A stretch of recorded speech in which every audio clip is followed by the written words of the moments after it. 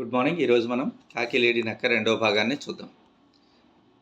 హిరణ్యకం అనేటువంటి ఎలక దగ్గరికి లఘుపత్నకం అనేటువంటి కాకి వచ్చి నీతో స్నేహం చేస్తానని చెప్తే, అయితే మన ఇద్దరికి జాతి వేరు ఉంది కాబట్టి నీతో నేను స్నేహం ఎలా చేస్తాను అని చెప్పి ఒక లేడీ నక్క కాకి కథని ఈ హిరణ్యకం కాకికి చెప్పిందనమాట. మంద్రావతి అనేటువంటి అడవిలో ఒక జింక కాకి ఇద్దరు కూడా స్నేహంగా ఉండేవారు. అయితే ఆ జింకను చూసినటువంటి నక్క జింకను ఎలా అయినా సరే తినాలని 4 మంచి మాటలు చెప్పి జింకతో నేను కూడా అంటే స్నేహం చేస్తాను అని చెప్పి ఆ నక్క నమ్మించి మంచి మాయ మాటలు చెప్పేటప్పటికి జింక కూడా నమ్మి నేను కాకి ఈ అడవిలో ఉంటున్నాము, నువ్వు కూడా మాతో వచ్చి ఉందిగానని చెప్పి వారింటికి తీసుకుని వెళ్ళింది. అయితే కాకి జింకతో వచ్చాడు, చాలా దూరం ఆలోచించట్లేదు, చెడ్డవారితో స్నేహం చేయకూడదు, అది జిత్తులు మారి నక్క, అది మాంసాహారి కూడా మన తినేస్తుందని చెప్పినా వినలేదు. అయితే నీకు ఒక కథ చెప్తాను విను, కొత్తగా వచ్చిన వారిని నమ్మకూడదు అనేటువంటి కథ, పిల్లి గ్రద్ద కథ అని చెప్పి ఈ యొక్క కాకి జింకకి చెప్పిందనమాట. పూర్వం గంగానది ఒడ్డున ఒక పెద్ద జూయి చెట్టు ఉందన్నమాట. ఆ చెట్టు మీద అనేక పక్షులు ఉండేవి. అందులో గుడ్డి గ్రద్ద ఉండేదన్నమాట. దాని పేరు జరద్గవం. గుడ్డితనం ముసలితనం కూడా ఉండటం వల్ల ఆహారం కూడా తెచ్చుకోవడానికి చాలా అవస్థలు పడుతూ ఉండేది. దాన్ని చూసి పక్షులన్నీ కూడా జాలిపడి నువ్వు ఇక్కడే ఉండు, మా పిల్లల్ని చూడని చెప్పి అవి తెచ్చుకున్నటువంటి ఆహారంలో కొంత ఆహారాన్ని దీనికి తెచ్చి పెడుతుండేవి. అయితే ఎలా అయినా సరే ఈ పక్షి పిల్లల్ని తినాలి అని చెప్పి ఉద్దేశంతో దీర్ఘకర్ణం అనేటువంటి ఒక జిత్తులమారి పిల్లి ఒకటి ఉండేది. ఆ పిల్లి ఒక ప్రణాళిక ప్రకారం ఏం చేసిందంటే చెట్టు ఎక్కడానికి ప్రయత్నం చేసింది. ఆ చెట్టు ఎక్కుతుంటే ఆ పక్షి పిల్లలు చూసి పెద్దగా అరవసాగాయి. అరిస్తే శత్రువు ఎవరు వస్తున్నారని చెప్పి గ్రహించినటువంటి జరద్గవం, ఓరి దుర్మార్గుడా నువ్వెవరు, ఇక్కడికి ఎందుకు వస్తున్నావు అని గద్దించేటప్పటికి నేను దీర్ఘకర్ణం అనేటువంటి పిల్లిని అని చెప్పింది. ఓయ్ నువ్వు ఆ తక్షణం ఇక్కడి నుంచి వెళ్ళిపో, లేదంటే కనుక నీ ప్రాణాలు పోతాయి అని చెప్పి గట్టిగా గద్దించేసరికి గద్ద మాటలకు పిల్లి భయపడి గజగజలాడిపోయి, అయ్యా నేను ఏ పాపం చేశానో నాకు తెలియదు కానీ ఈ పిల్లి జన్మ ఎత్తాను, అనేక పాపాలు చేయడం వలన పిల్లి జన్మ వచ్చింది, గంగా స్నానం చేసి ధర్మార్గాన్ని తెలుసుకోవాలని చెప్పి చాంద్రాయణ వ్రతం చేయాలని అనుకుంటున్నాను, మీ వద్దకి ఆశతో వచ్చాను, వేరొక దురాలోచన అయితే నా దగ్గర ఏమీ లేదు, కాబట్టి దయచేసి నన్ను శిష్యుడిగా స్వీకరించండి అని గద్దతో అనేటప్పటికి పిల్లి చాలా వినయంగా మాట్లాడితే ఆ గ్రద్ద చాలా సంతోషించి పిల్లిని తన శిష్యునిగా అంగీకరించింది. ఆనాటి నుంచి ప్రతిరోజు ఈ పక్షులు లేని సమయంలో చెట్టుపైకి గ్రద్దకి కాలక్షేపంగా పిల్లి రావడం చేస్తుండేది. కొన్ని రోజుల తర్వాత నమ్మించి తెలివిగా చెట్టు మీదకి వెళ్ళి గోళ్ళలో ఉన్నటువంటి పక్షి పిల్లల్ని తినేయడం, అలాగే ఈకలను ఎముకలను అది నివసించేటువంటి త్వరలో పడేయడం ఇలా చేస్తుండేది.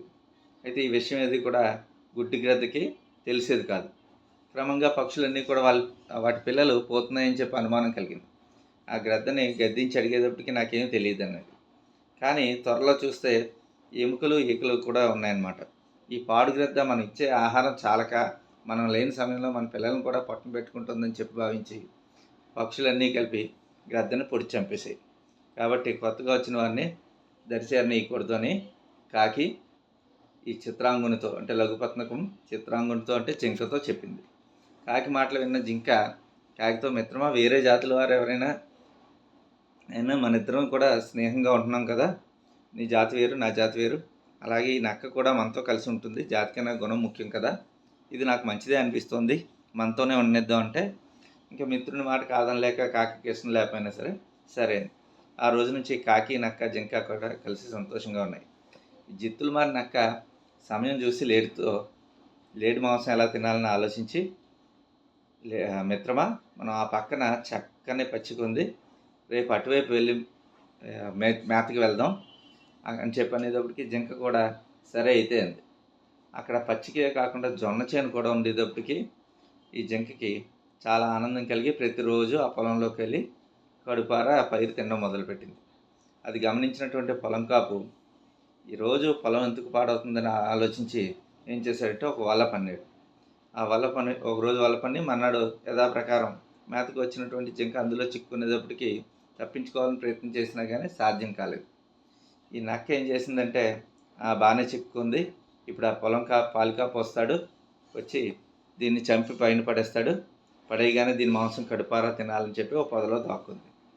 ఇంతలో కాకి తన మిత్రుడైన జింక ఎంతకీ రాలేదు అని చెప్పి ఈ చిత్రాంగుని కోసం వెతకడం కోసం బయలుదేరింది.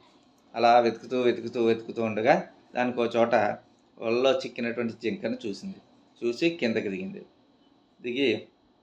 దిగిన వెంటనే జింక, మిత్రమా, ఆ రోజు నువ్వు చెప్పిన మాటలు నేను వినలేదు, అందుకని ఇదిగో ఫలితం అనగానే కాకి ఆ నక్క ఎక్కడా అని అడిగింది. అది నా మాంసం తినాలన్న ఆలోచనతో ఇక్కడెక్కడో నక్క ఉంటుంది అని చెప్పింది.